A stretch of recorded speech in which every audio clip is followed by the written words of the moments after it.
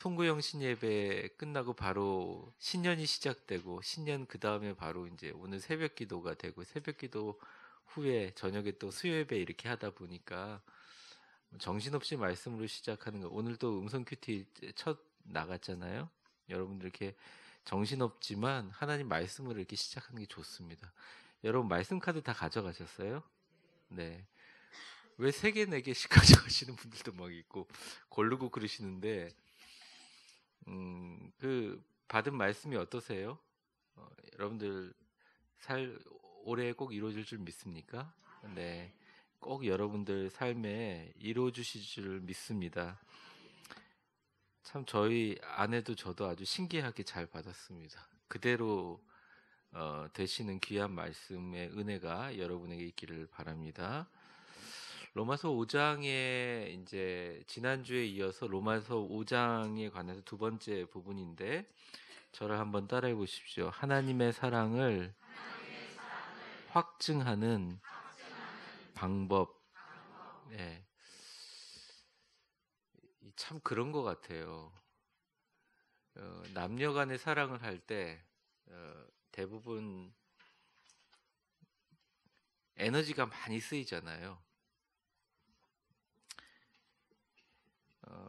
제가 가장 많이 이렇게 또 에너지를 써서 이제 목회를 하면서 많이 했던 부분이 담임 목사로 나오기 전에 청년 목회를 많이 했던 것 같아요. 미국에서도 그랬고 한국에서도 그랬었는데 이제 실제적으로 담임 목회를 나와 보니까 실제로 이제 청년의 시기를 지난 우리 장년분들 목회에 아무래도 치중할 수밖에 없고 우리 같이 동역하는 사역자들이 청년 목회를 하고 또 그렇게 하는데 늘 제가 느끼는 것 중에 하나가 청년 목회를 하면 제일 좀 많이 문제가 되고 제일 많이 좀 목사님한테 상담하는 문제가 연애 문제입니다. 근데 그때는 좀 지금보다 좀 순수했던 것 같아요. 뭐 헤어지면 막 이 세상이 다 끝난 것 같고 그래서 저한테 막 와서 울기도 하고 그랬었어요. 그런데 뭐 사실 그렇잖아요. 뭐 헤어졌다고 세상이 끝나고 그러지는 않잖아요. 지금부터 한 20년 전이네요. 20년 전에 제가 청년부를 할 때 소망교회에서 청년부 담당 목회자를 할 때 대학부 한 청년 하나가 저한테 와서 아유 저 좀 도와주세요. 그래서 뭘 도와줄까? 그러니까 목사님 저하고 당구 좀 쳐주세요. 그러더라고요. 그래서 잘 못 쳤지만 그 친구하고 당구를 치면서 왜 뜬금없이 당구를 치자고 했나 그랬더니 당구를 치면서 하는 말이 내가 너무 좋아하는 첫사랑이랑 헤어졌습니다. 그래서 어쩌라는 건지 제가 사실 잘 모르겠더라고요. 하여튼 기억나요. 그 당구장도 기억나고 강남에 당구장에 올라가서 의미 없이 당구 치면서 자기 나름대로 목회자하고 당구 치면서 풀었던 것 같아요. 그런데 뜬금없이 한 2달 있다가 오더니 여자분들을 하나 데려왔는데 누구냐 그러니까 제가 당구 치면서 헤어졌다고 말한 바로 그 여자입니다. 왜 데리고 왔냐? 제가 못 잊어가지고 이 여자랑 결혼할 것 같습니다. 그러면서 이제 그 청년은 지금도 하고 있는데 아이 둘 낳고 잘 살고 있고 지금 삼성경제원의 수석 연구원으로 있습니다. 근데 제가 그걸 보면서 당구 치고 나가면서 마치 세상이 다 꺼진 것처럼 근데 제가 그때 깨달았어요. 물론 저는 그때 결혼 이미 한 상태였지만 여자분들이 헤어져라는 말은 믿으면 안 되겠다 일단. 그러니까 남자들이 연애를 하다가 이제 이럴 거면 그만 헤어져 이런 말 같고 내가 정말 사랑하는 여자가 나한테 사랑하는 여자가 헤어지라고 하는구나 반드시 헤어져야겠구나 이렇게 하는 사람들은 멍청이 바보들이라는 거죠. 헤어져라고 얘기한다고 헤어지는 바보 같은 사람하고는 결혼할 여자들이 없겠지만 제가 왜 이런 긴 말을 하냐면 많은 사람들에게 이제 사랑한다는 말도 중요하지만 그 사람을 정말 사랑하는지 확증을 보여주는 게 필요합니다. 예전에 소설에 보면 내가 너를 위해서 무엇이든지 다 할 수 있어. 그러니까 여자가 그럽니다. 남자 보고. 그러면 불 속이라도 뛰어 들어가 봐. 그런데 그 남자가 난 너를 위해서 불이라도 뛰어들 수 있어. 그럼 여자가 됐구나. 이 남자하고 결혼하면 날 배신하지 않고 날 사랑해 주겠구나. 하고 결혼하신 분들이죠. 지금 여기 있는 분들. 그런 믿음과 확신을 주어서 그런 거잖아요. 제가 이렇게 드리는 말씀이 고전 소설에 나오는 아주 구닥다리 이야기, 인사이드를 외치는 젊은이들에게 꼰대가 하는 얘기 같이 들릴 수도 있다고 생각합니다. 이 세상이 슬픈 건 그런 것 같아요. 내가 너를 사랑한다라고 확증을 주는데 믿지를 않는 거예요. 영적인 세계도 마찬가지입니다. 하나님께서 아주 대표적으로 큰 확증을 주셨는데 우리는 그것에 대해서 실질적으로 체감을 못하는 것 같은 느낌이 들어요. 그것이 없기 때문에 넘어지기도 하고 쓰러지기도 하고 받아들이지도 못하는 것 같습니다. 오늘은 그 바울 사도가 아주 열변을 토하면서 이 로마에 있는 그리스도인들에게 정말 하나님께서 너희들을 사랑하는 것에 대한 확증을 주셨다. 그것은 이것과 이것이다 라고 얘기를 해주시고, 또 이런 말이 교회를 다니면서 그냥 의례적이고 매너리즘에 빠져서 교회를 다니는 사람에게는 잘 받아들여지지가 않아요. 연애할 때 남편이 사랑한다 그러면 가슴이 쿵쾅쿵쾅쿵쾅 듣지만, 지금은 남편이 사랑한다 그러면 이 양반이 돈이 필요한가 이렇게 생각하는, 그러니까 너무나 익숙하고 너무나 당연하기 때문에 가슴으로 받지 못하는 그런 슬픔들이 사실은 이 본문에 나와 있습니다. 그리고 이 본문의 배경에 그 당시에 엄청난 핍박으로 인해서 수없이 순교당하고 죽어가는 순교자들의 피와 눈물들도 있어요. 그리고는 이제 바울이 자기의 소원대로 이 감옥에서 나와서 로마에 가서 복음을 전하기를 원했는데, 복음을 전하고 이 당시에 사람들을 마구잡이로 잡아 죽이는, 여러분이 너무나 잘 알고 있는 로마의 황제 네로의 손에 바울이 자기 어떻게 유언이죠. 내가 전제와 같이 주님께 부음받아 되고 라고 하는 것처럼 온몸이 이렇게 난도질 당해서 톱으로 썰려서 그 하나님 앞에 번제를 드릴 때 송아지를 팔다리를 다 잘라가지고 내장을 꺼내는 것처럼, 각을 뜨는 것처럼 바울이 그렇게 죽게 됩니다. 내 그 피가 포도주처럼 전제로 하나님께 드릴 것이다 이렇게 표현한 것처럼 이렇게 죽게 됩니다. 근데 그와 마찬가지로 바울이 이것을 쓸 때 수많은 크리스찬들이 엄청나게 그렇게 무작위로 잡혀 죽였다는 거죠.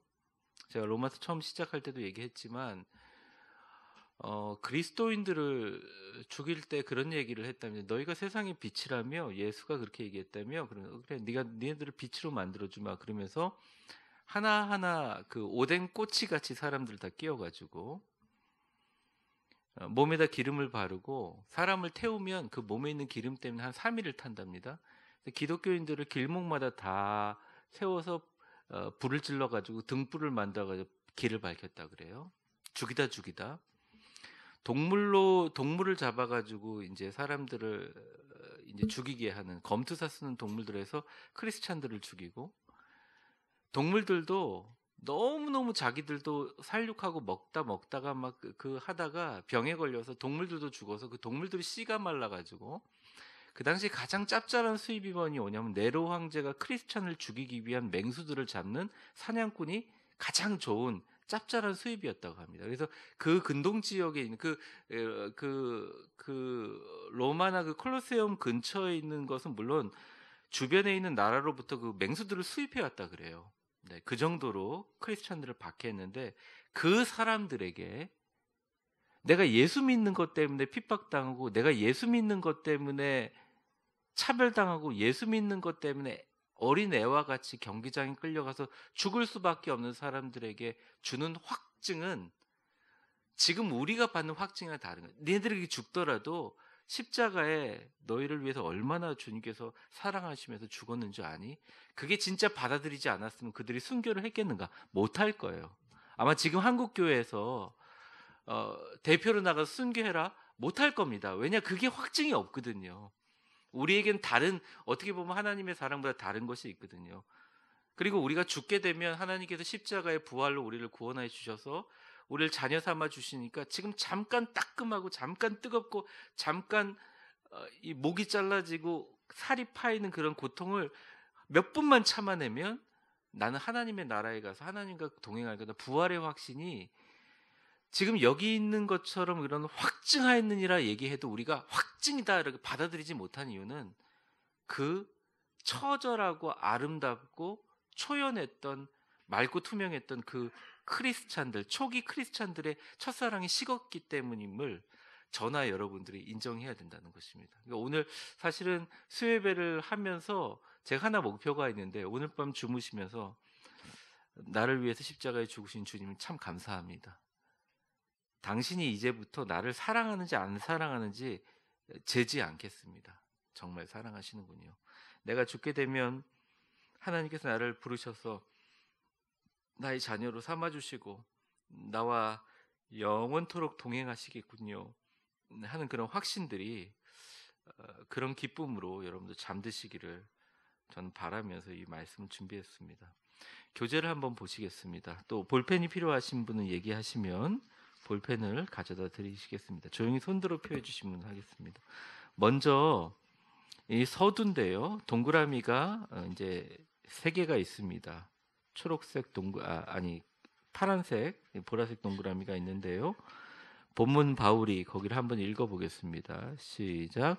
본문 바울이 매일 경험한 하나님의 사랑에 대한 확증의 자기 개인적인 고백의 말씀이다. 한번 줄 쳐보세요. 하나님의 사랑에 대한 자기 개인적인 고백. 네, 하나님의 사랑에 대한 자기 개인적인 고백입니다.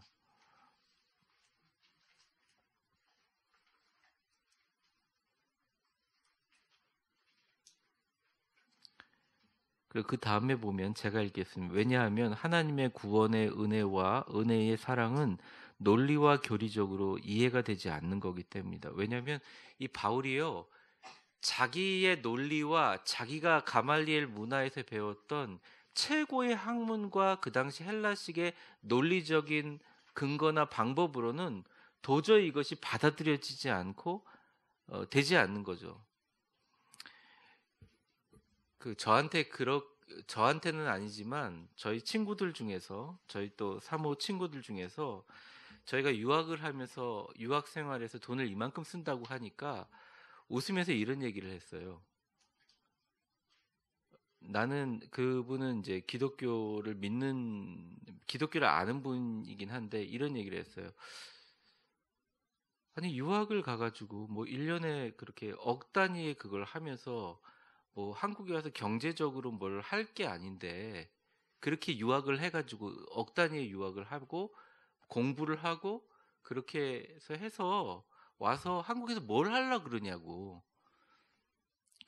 그래서 아니 난 미국에서 목회를 하거나 또 한국에 오면 하나님께서 정말 기회를 주시면 담임 목회자를 하거나 아니면 뭐 교수를 하거나 그렇게 하면서 얘기하는 게 감가상각비고 안 맞지 않냐고. 이게 인풋과 아웃풋이 맞지, 이렇게 손해나는 장사를 뭐로 하냐는 거죠. 믿지 않는 사람들 얘기 진짜 말도 안 되는 거잖아요. 그래서 뭐 예를 들어 제가 뭐 세속적인 목적으로 애들 영어를 잘 배우게 하기 위해서 뭐 애들을 뭐 그렇게 하는 게 아니라 진짜 우리가 한 얘기를 나쁘게 보는 건 아니지만 정말 세상의 경제적인 논리로 이게 전혀 맞지가 않는다는 거예요. 저희는 그걸 전혀 느끼지 못하고 하나님 위해서 해야 되는구나라고 생각했는데 숫자나 이런 논리로 볼 때는 정말 말이 안 되는 거라고 얘기를 할 때 한 번쯤 이렇게 돌아보게 됐습니다. 왜냐하면 그 사람의 논리나 그 사람이 갖고 있는 삶의 원칙으로 봐서는 이건 손해보는 장사거든요. 근데 바울이란 사람이 그랬습니다. 바울이 아무리 다메섹 도상에서 예수님을 만나가지고 컨버전, 완전히 변화의 역사가 일어났지만 자기가 지금까지 가말리엘 문화로부터 배운, 그러니까 문화에서 배운 엄청난 지식과 그로부터 파생된 굉장한 논리로 봤을 때는, 헬라 철학과 논리로 봤을 때는 예수님 십자가만큼 말도 안 되는 사건이 없는 거예요. 왜 하나님이 와서 죽냐고요? 왜 그런 방법을 하시냐고요? 왜 인간에게 자유의지에서 인간에 의해서 죽임을 당하시냐고요? 이해가 안 되잖아요. 그리고 하나님이 우리를 그렇게 사랑할 이유가 뭐가 있냐고요? 그러니까 바울은 굉장히 구약에도 정통한 사람이에요. 이 율법에 정통한 사람. 율법적으로 봐서도 이스라엘 백성이 한 번도 제대로 꾸준하게 하나님을 기쁘시게 한 적이 없어요. 계속 그렇게 하고서 하나님께서 벌을 주시면 회개하고 벌을 주시면 회개하고 계속 그런 것을 하면서도 왜 하나님께서 사랑하는지 이해가 안 된다는 거예요. 그런데 바울이 어떻게 느끼냐면 자기가 직접 복음 전하기 위해서 생명을 걸어보고, 자기가 직접 복음을 전하다가 돌 맞아서 죽을 뻔해보고, 자기가 직접 교회를 개척하면서 어려움을 겪어보고, 자기가 직접 감옥소에서 모진 고문을 당하고 힘듦과 어려움을 당하면서 순교의 각오로 마지막 로마서를 쓰면서 깨달은 거예요. 우리가 아직 연약할 때 그 기약대로 그리스도께서 멋진 사람을 위해서 죽은 것이 아니라 너희들처럼 경건하지 않는 자들을 위하여 죽으셨도다. 그게 6절이에요. 의인들을 위해서 죽는 자가 쉽지 않고 선인을 위해 용감하게 죽는 자가 혹 있거니와. 8절 한번 보여주세요. 우리 같이 한번 읽어보겠습니다. 8절 같이 읽겠습니다. 시작. 우리가 아직 죄인 되었을 때 그리스도께서 우리를 위하여 죽으심으로 하나님께서 우리에게 대한 자기의 사랑을, 이건 완전히 바울의 개인적인 고백. 그래서 너무 자신의 개인적인 고백이 강해서 신앙의 전반을 그걸로 해석하는 것은 문제가 있지만, 그럼에도 불구하고 자신이 하나님을 만났던 뜨거운 기억들을 지금까지 생생하게 기억하고 있다면 그것이 여러분의 신앙의 원동력이 된다는 것은 참 좋은 일이라고 생각합니다. 여러분이 예수를 믿었고 여러분이 교회를 나오게 됐던 정말 큰 뜨거운 성령의 체험이 있다면 잊어버리지 마세요. 오래게 지난 일이라고 이제 희미하지 마세요. 지금 그것이 여전히 살아서 여러분에게 역사하기 때문입니다. 그러니까 논리적으로 교회적으로 이해가 안 돼요. 그런데 쾅 충격을 받고 나니까 아 그렇구나. 이것이 나의 간증이요. 이것이 나의 찬송일세. 예수로 나의 구주 삼고 성령과 피로써 거듭난 것들, 이것이 개인적으로 받아들여지는 것입니다. 그래서 이 바울의 이런 개인적인 논리를 가지고 칼빈도 한마디를 했고 루터도 한마디를 했는데, 칼빈은 조금 고대식 영어를 어렵게 써놨고요. 여기 보면 루터가 한 말이 있습니다. 이제 한국말만 읽어보겠습니다. 하나님의 사랑은, 같이 읽어보겠습니다. 시작. 하나님의 사랑은 창조적인 사랑이다. 루터 이렇게 나와 있습니다. 이 내용들을 그냥 얘기하면요, 동그라미를 한번 쳐보시겠어요? The love of God does not find but creates. creates에다 동그라미를 한번 쳐보세요. but 다음에 creates. 그 다음에 that which is pleasing. pleasing에다가 동그라미를 한번 쳐보십시오. 이 creates라는 단어와 pleasing이라는 두 단어가 하나님의 사랑을 나타내는 증거라는 거예요. 이걸 한국말로 그냥 러프하게 해석을 해보면 그런 겁니다. 하나님의 사랑은 찾아지는 것이 아니라 이것은 창조되는 것이다. 근데 창조되는 것은 사랑하는 대상에 대해서 기뻐하는 데 있다, 이런 얘기예요.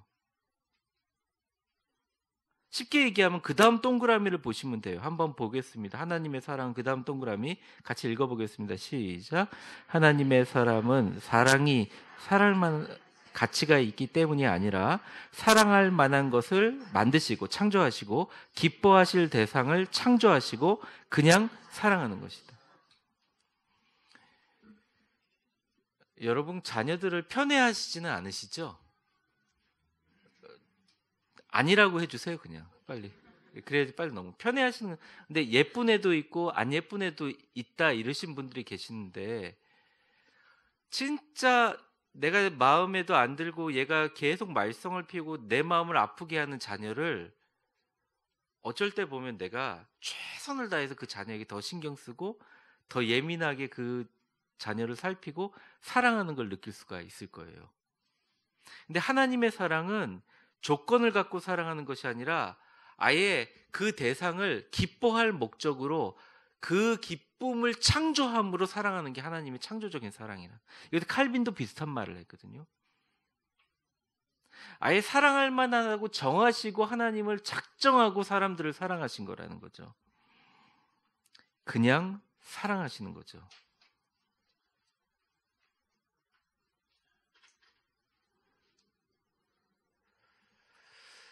그래서 교회를 다니면서 신앙생활을 하면서 사람들에게 기대를 가지고 내가 사람이란 뭔가 사랑할 만한 그런 가치와 존재가 있고 그런 사람에게 기대해서 어떤 하나님의 사랑 외에 다른 것을 대처할 수 있다라고 생각하다 보면 대부분 다 포기를 하고 신앙생활에 큰 어려움이 생깁니다.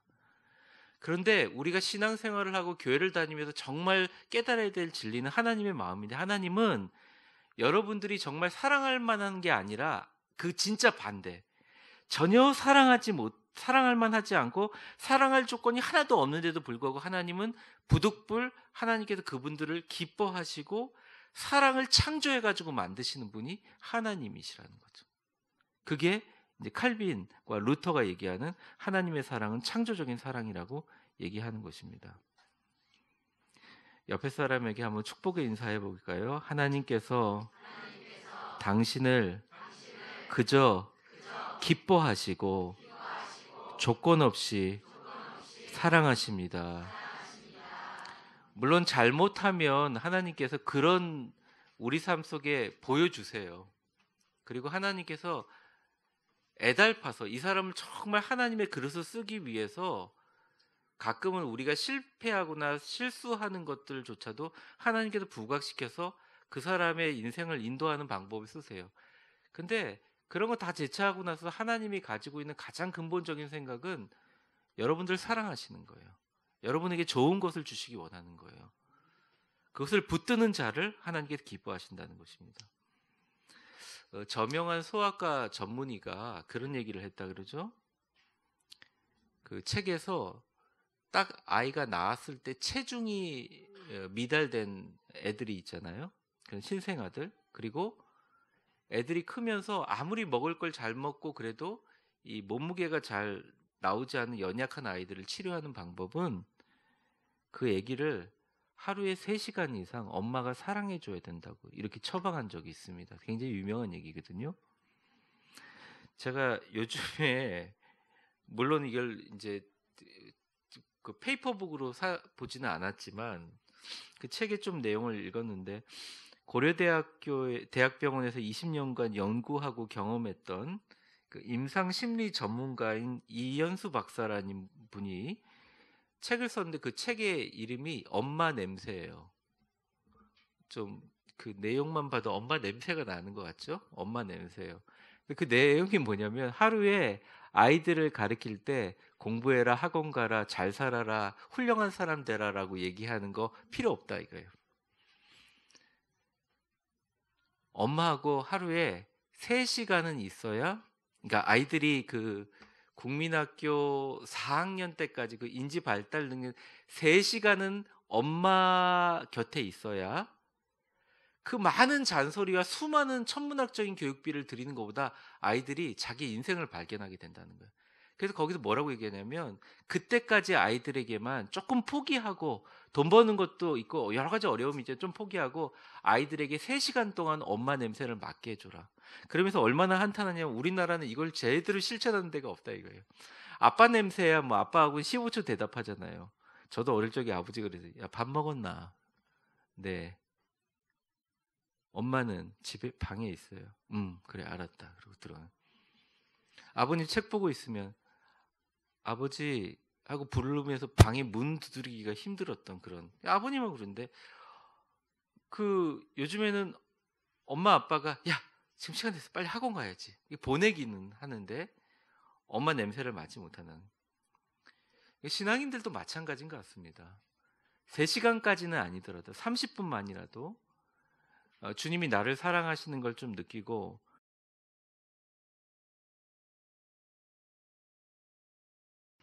사랑합니다, 축복합니다 한번 축복하시면서 두들겨 주세요. 네.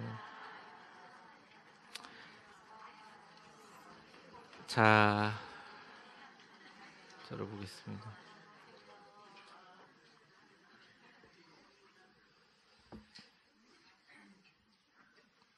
이제 교재로 다시 들어가서 초록색 글자를 한번 보겠습니다. 참 사랑이다 한번 읽어보겠습니다. 시작. 참 사랑이다. 조건 없는 사랑이다. 은혜이다. 우리의 자격과 공로와는 전혀 무관. 하나님의 사랑이 그렇다는 거예요. 그런데 그런 하나님의 사랑이 있다는 것을 인지적으로 받아들이는데, 삶을 살아가면서 만약 24시간을 산다고 할 때 자는 시간 빼놓고 10분도 하나님이 날 사랑하는 것에 대한 감격이라든지 그런 교류함이 없으면 어렵다는 거죠. 그래서 오늘 바울의 고백처럼 하나님의 사랑을 스스로 확증하는 그런 관계, 그런 시간들이 필요한다는 겁니다. 오늘이 사실은 그런 시간이죠. 고린도후서 13장 15절에 보면 교회 분쟁이 있는 고린도 교회를 향해서 이렇게 얘기합니다. 빨간색 글자는 좀 크게 읽고요, 검은색 글자는 그냥 평서적으로 읽으면 되겠습니다. 너희는, 같이 읽겠습니다. 시작.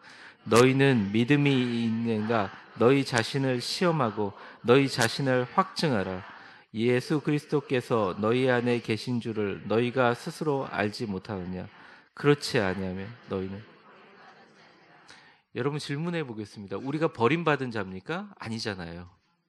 예수님이 우리를 사랑하시고 예수님이 함께 계시잖아요. 하루에도 이렇게 기도 요청하신 분들이 문자도 보내시고 저한테 얘기도 하시고, 응답받았습니다, 또 응답받지 못했습니다, 하나님의 뜻이 있겠죠, 뭐 이런 걸 많이 봤습니다. 대부분이 응답받았다는 얘기를 많이 받지만 응답받지 못했다는 그런 메시지를 받으면 참 어렵고 힘들어요. 저도 마찬가지. 그런데 확실한 것은 주 예수 그리스도께서 우리 안에 계시고 우리를 사랑하고 계시다는 사실입니다. 하나님이 지금도 끊임없이 여러분들을 사랑하고 계시다는 거예요. 옆에 칸에다가 한번 적어보시겠어요? 자신을 확증이라고 얘기해 보세요. 적어보세요. 자신을 확증. 그러니까 많은 분들이 하나님, 당신이 나를 사랑하는지 확증해 보십시오. 내가 이번에 집 산다고 했는데 집이 팔리면 하나님 나를 사랑하는 거고, 집이 안 팔리면 하나님 나 사랑하지 않는 겁니다라고 얘기하는 게 이제 성경적으로 맞습니까? 안 맞습니까? 왜 안 맞아요? 성경에도 그럴 수도 있죠. 맞긴 맞는데 조금 깨름직하죠. 근데 우리가 만약 하나님 부모님이라고 생각해 보세요.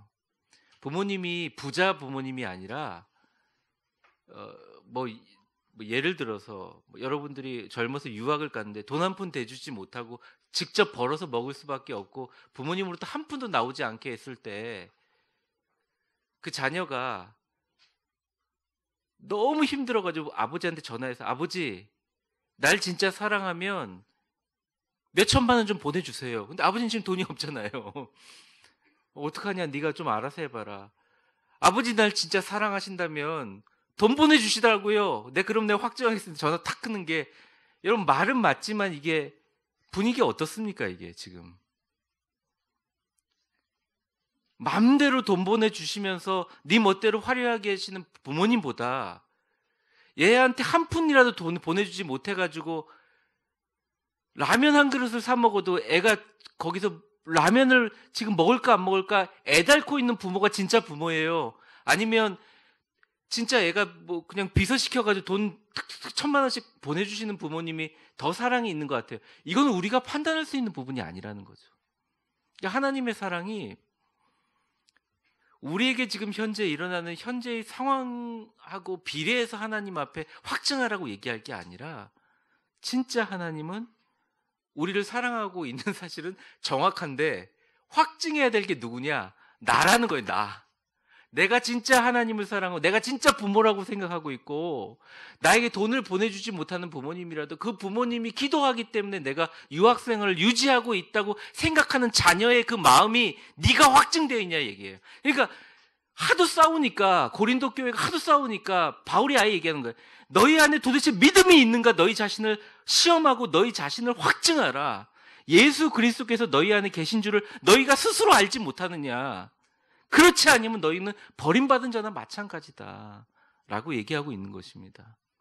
참 이렇게 뜨거운 말이죠. 그래서 오늘은 말씀을 하면서 딱 두 가지를 말씀드리려고 그래요. 우리에게 주신 하나님의 확증이 뭐냐? 그건 딱 두 가지라는 거죠. A번 우리 같이 한번 읽어보겠습니다. 시작. 하나님의 사랑의 증거는 확증은 사랑의 증거죠. 십자가이다. 먼저 갈라디아서 2장 20절을 같이 한번 읽어보겠습니다. 빨간 글씨를 좀 유의해서 읽어보세요. 같이 읽겠습니다. 시작. 내가 그리스도와 함께 십자가에 못 박혔나니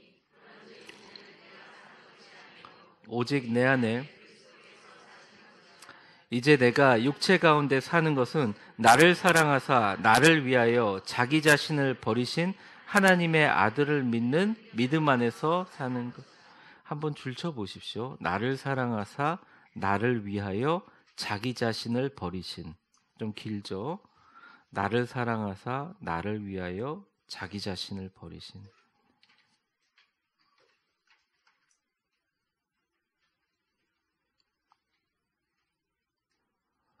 여러분 이해가 되십니까? 하나님 뭐로 자기 자신을 버려요?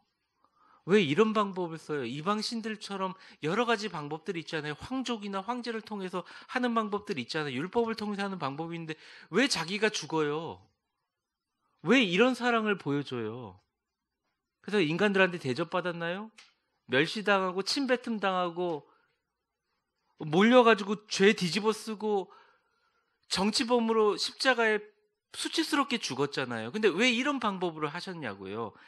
나를 사랑하사 나를 위하여 자기 자신을 버리신 그 모습을 보면서도 하나님의 사랑을 받아들이지 못하겠느냐 이렇게 얘기하고 있다는 것입니다.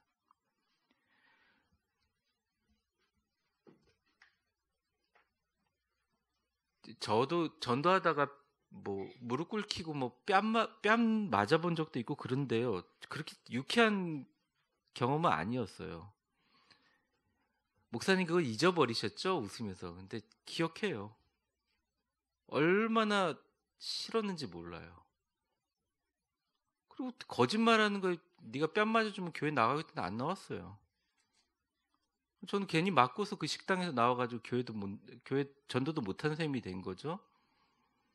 물론 그 식당은 지금 없어졌지만 제가 그때 그 속상함이 사실 있어요. 그 사람 뭐 미워하거나 저주하는 건 절대 아닙니다. 그런데 그런 마음들이 있어요. 가끔 그런 분들이 있어요. 제 친구도 어디 전도하다가 술 취한 아저씨가 오더니 하나님이 너를 사랑하신다며. 네. 그럼 내가 뺨을 한 대 때릴게. 그럼 퍽 때리더래요. 하고 이렇게 고개를 숙이니까 고개 들어봐 내가 한 대 더 때릴게. 하나님께서 너를 사랑하는지 한번 확증해봐. 그런 얘기를 들으면서 막 제가 분노하고 젊었을 때 청년 때 그런 적이 있습니다. 불신자들이 그럽니다. 야 예수 믿으면서 내가 네보다 더 돈 많이 벌어. 네보다 더 좋은 평생 살아. 근데 네 하나님이 너 사랑해? 이렇게 하는 모욕들을 들으실 때가 있잖아요. 여러분 그렇더라도 절대 흔들리지 마세요. 그 사람들에게 분명히 얘기할 건 있어요. 세상에 친구를 위해서 죽는 사랑도 엄청나게 큰 사랑인데 하나님 자신이 우리를 위해서 죽으셨다는 사랑만큼 나를 사랑하사 나를 위하여 자신을 버리신 하나님의 아들의 사랑을 믿는 믿음 안에서 우리가 사는 거지 우리가 그 사람들하고 비교해가지고 사는 것이 아니라는 사실이죠. 하나님이 우리를 사랑한 것만큼 더 큰 사랑이 어디 있냐는 거죠. 그것이 바로 십자가라는 것입니다. 옆에다가 한번 적어보세요. 자신을 버리신 사랑. 칸이 나올지 모르겠습니다. 자신을 버리신 사랑. 하나님의 십자가는 자신을 버리신 사랑이라는 거죠.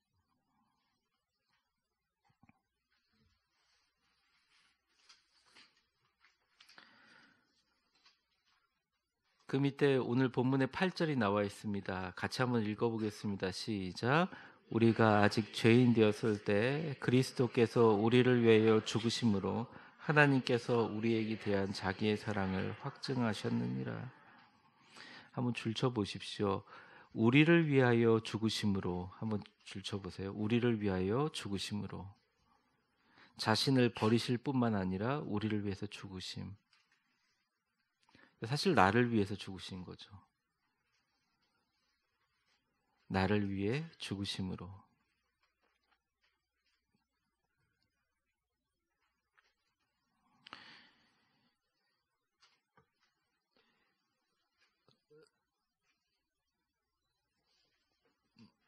절대 강요하거나 그런 건 아닌데, 여러분 참 힘든 일이 있고 어려운 일이 있을 때 이 사람의 생각이나 마음은 길들이지 않은 짐승 같아서 한번 그 마음을 생각하게 되면 이게 컨트롤이 나중에 안 되고 내가 마음을 컨트롤하는 게 아니라 마음이 나를 컨트롤하게 돼버려요. 그러면 내 마음과 생각과 마음이라는 것들, 논리적인 생각과 또 감성적인 생각을 창조하시고 만들어주신 하나님을 잊어버리게 되거든요.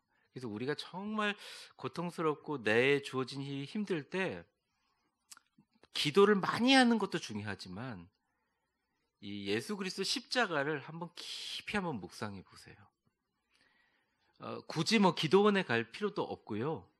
집안에 십자가 있다면 십자가를 보시든지 아니면 십자가에 관한 서적을 읽으시는 제일 좋은 건 십자가에 대한 예수님의 고난에 대한 이 본문을 한번 읽어보시면 본문을 읽다가 성경을 읽다가 주님께서 군병들에게 뺨 맞고 모욕당하고 침뱉고 그 팔레스타인 가시 5cm짜리 집어넣어가지고 찢어지는 그 피가 그것을 보면서 아 예수님 불쌍하다가 아니라 어느 순간 그 가운데 들어가서 자기의 마음에 상처들이 치료됨을 느낍니다.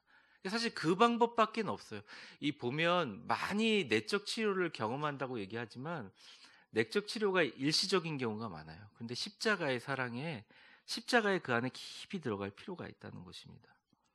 밑에 검은 동그라미가 있는데요. 옆에다가 썼나요? 이 위에? 네, 한번 써보십시오. 나를 위하여 죽으신 사랑. 나를 위하여 죽으신 사랑. 왼쪽에다 적으시고요.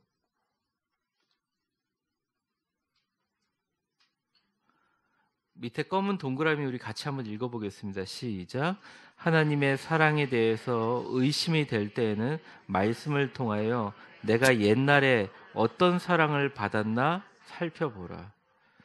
우리가 사랑받은 것을 잊어버릴 수 있잖아요. 하나님이 어떤 사랑을 받았나 살펴보라. 여러분 십자가밖에 없습니다. 나를 사랑하사 나를 위하여 자기 자신을 버리신 나를 위해서 죽으신 하나님의 십자가를 통해서 주님이 나를 사랑하신다는 확증을 매일매일 체험하는 여러분들 되시기를 바랍니다. 두 번째는 B번 우리 같이 한번 읽어보겠습니다. 시작. 부활이 가장 확실한 미래의 사랑의 증거이다. 본문 말씀 10절이 나와 있는데 우리 같이 한번 읽어보겠습니다. 곧 우리가 원수 되었을 때 그의 아들의 죽으심으로 말미암아 하나님과 화목하게 되었은즉 화목하게 된 자로서는 더욱 그의 살아나심으로 말미암아 구원을 받을 것이다. 그의 살아나심으로 말미암아 더욱 그의 살아나심으로 말미암아 동그라미 한번 쳐보십시오.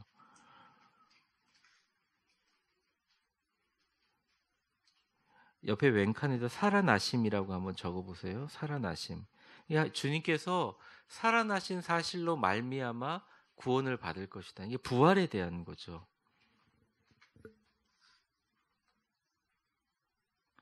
근데 예수님이 살아나신 게 기뻐요. 예수님 대단한 사람입니다라고 기뻐하는 것보다 사실은 부활하신 사실은 우리에게도 그렇게 할 것을 보여주는 것들이잖아요.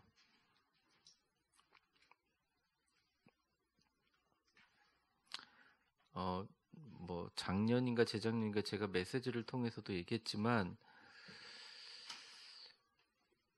이제 저희 친척 가운데 목사님들이 많으신데 지금 살아계셨으면 굉장히 힘을 저한테 주실 만한 귀한 목사님들이 많이 계세요. 저희 이제 큰아버님들 같은 분들인데 근데 되게 젊은 나이 때 간이나 또 여러 가지 뭐 암이나 이런 걸로 돌아가셨었어요. 어린 자녀들을 남기고 제 나이 땐가 돌아가셨던 것 같아요. 근데 가끔 그런 생각을 합니다. 제가 하늘을 보면서 큰아버님들 이름을 부르면서 천국에서 살아계시고 있는 걸 믿고 저를 위해서 기도해 주세요. 그런 얘기를 합니다. 그런 기도를 할 수 있는 이유가 간단해요. 천국 가면 만날 거거든요. 네, 천국 가면 만날 거고 이 세상에 굉장히 긴 인생 같지만 짧은 인생을 살면서 하나님이 주신 축복을 누리고 수많은 구원받은 사람들을 별처럼 많이 인도가는 것도 너무 귀하지만 미래가 정해져 있으니까 참 기쁜 거예요.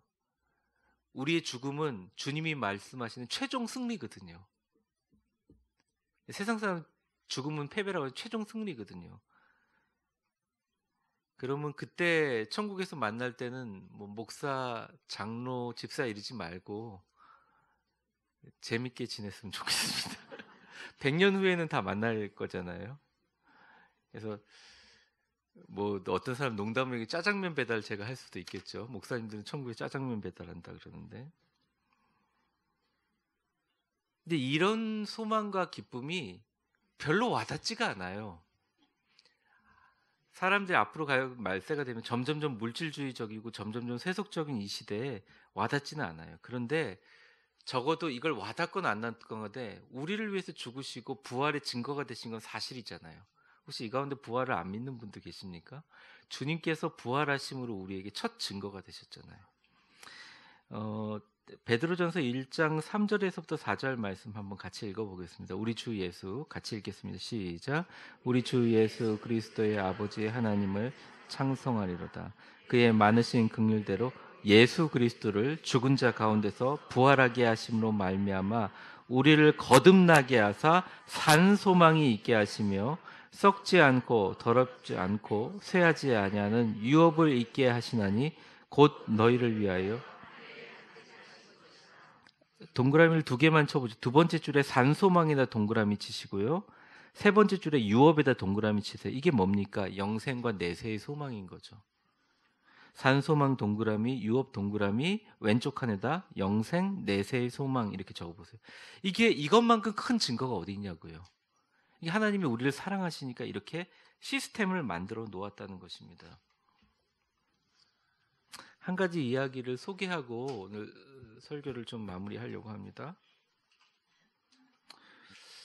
스펄전 목사님이 이렇게 장터에 나갔는데 한 소년이 새 장에 이 애기 새를 이렇게 넣어놓고 막 이렇게 흔들더라는 거예요. 마치 죽일 것처럼 흔들더래. 그러니까 새가 삐약삐약하면서 막 죽기 살기로 막 살려고 하는데 막 흔들리면 부딪히고 그러고 있길래 그 소년에게 가서 얘기를 했답니다. 야, 너 그 새를 어떻게 할 생각이냐? 그러니까 그 소년이 낄낄낄 웃으면서 얘기하는 좀 더 가지고 놀다가 죽여버릴 거예요. 이렇게 얘기했다는 거예요. 그러니까 이게 도저히 안 돼서 마음이 안 돼가지고 이 새가 불쌍해서 스펄전 목사님이 그랬다는 거죠. 이 새장 들고 있는 소년에게 그거 너 나한테 팔지 않을래? 이렇게 얘기를 한 겁니다. 이 새를 살려야겠길래. 그러니까 소년이 100달러만 주시면 팔게요. 이렇게 얘기했다는 겁니다. 그 당시 100달러는 어마어마한 금액이었거든요. 근데 스펄전 목사님 가만히 생각하다가 그래 100달러 주고 내가 살게 그럼 100달러를 줬다는 거예요. 그러니까 손이 이거 농담으로 한 건데 아이고 감사합니다 그러고 도망쳐 갔다는 거죠. 그리고 그 새를 가지고 집으로 왔는데 뭐 하도 흔들다 보니까 엉망진창인 거예요. 뭐 애가 시름시름 앓고 그리고 그 새 장을 놓고 집안에서 가만히 생각하다가 그 다음 주일날 그 새 장을 설교 강단 위에 탁 놓고 설교를 시작하셨는데 그 제가 이제 스펄전 목사님의 옛날 책 원문과 그 설교 원문들에 대한 책들을 몇 권을 가지고 있는데 이제 제 교회에도 한두 권 있고 그런데요. 그래서 이렇게 설교를 했다 그럽니다. 옛날에 이런 이야기 얘기했다. 하나님이 죄라는 악마에게 물으셨다. 넌 도대체 인간들을 어떻게 할 생각인가? 이렇게 물었다는 거예요. 그러니까 악마가, 죄라는 악마가 이렇게 서로 질투하고 미워하고 불평하고 싸우는 것 가르쳐가지고 잠시 가지고 놀다가 지옥으로 데려와서 죽여버리려고 합니다. 이렇게 얘기를 했다는 거예요. 근데 하나님이 물었다는 겁니다. 내가 그 인간들을 사고 싶은데 값을 얼마나 주면 되겠느냐, 이렇게 물었다는 거죠. 그런데 악마가 웃으면서 이렇게 얘기했습니다. 이것도 사셔서 뭐 하시려고요? 그들에게 이거 세상에서 벗어나 자유를 주시면 그들은 당신을 배반하고 침뱉고 없는 것 만들어서 모함하고 십자가에 매달려 죽일 겁니다. 처음에는 기뻐하지만 감사함 사라지고 언제든지 변화되고 잊어버릴 겁니다. 만약 그래도 이 인간들을 사겠다면 당신의 눈물과 피를 내놓으십시오. 거기에 해당되는 당신의 가장 소중한 것을 내놓으십시오. 하나님께서는 그래서 자신의 가장 소중한 눈물과 피가 담긴 독생자 예수 그리스도를 내주시는 엄청난 값을 지불하시고 우리에게 자유를 주셨다. 그럼 설교 마지막에 그 자유의 사랑의 확증이 십자가와 부활이다. 이렇게 하고 말씀을 맺었다는 거예요. 그날 그 스펄전 목사님의 설교 사상 정말 많은 사람들이 눈물 흘리면서 주님을 영접하는 기적이 일어났다는 건데, 사랑하는 성도 여러분, 자꾸 하나님한테 날 사랑하는지 당신이 확증해 주세요 이러지 말고 내가 하나님을 얼마나 사랑하고 있는지를 날마다 확증하시는 여러분들 되시기를 주의 이름으로 축원합니다. 여러분이 주님이 달려 죽으신 십자가 부활만큼 가장 확실한 증거가 없다는 거죠. 결론 한번 읽겠습니다. 초록색 글자 시작. 나를 향한 하나님의 사랑은 십자가와 부활의 증거로 언제나 내 삶에 확실히 증명된다. 밑에 그림에 이렇게 나와 있죠. God's love has no limit. 하나님의 사랑은 한계가 없다. 네. 무조건적인 사랑해 주시는 우리 주님께 감사하며 우리 통성으로 기도하는 시간 좀 갖겠습니다. 불 좀 꺼주세요.